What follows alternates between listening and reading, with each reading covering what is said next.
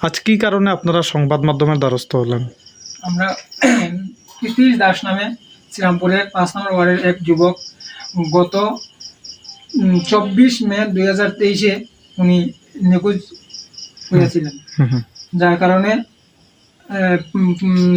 25 মে 2023 সকাল 10টায় আমরা কৈলাসহর থানাতে আমরা মিসিং ডায়েরি করি। কিন্তু আজকে 1 বছর 3 মাস যাবৎ ওনার কোনো সন্ধান পাওয়া যায়নি, যার কারণে ওনার পরিবারের সবাই চিন্তিত এবং এর মা বয়স্ক অসুস্থ, ভাইও অসুস্থ।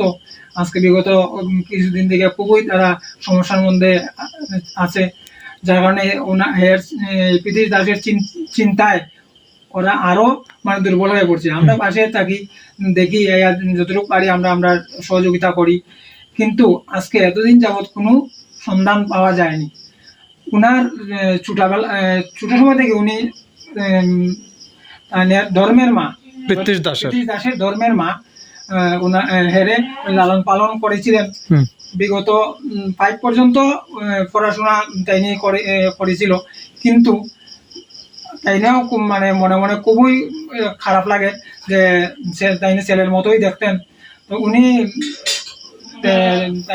ইয়ে করছেন যে ওই মানে যে জীবিত অথবা মৃত প্রীতিশ দাসে তথ্য অনুসারে আনিয়া তাইনে হাতে তুলিয়া দিতে পারবো।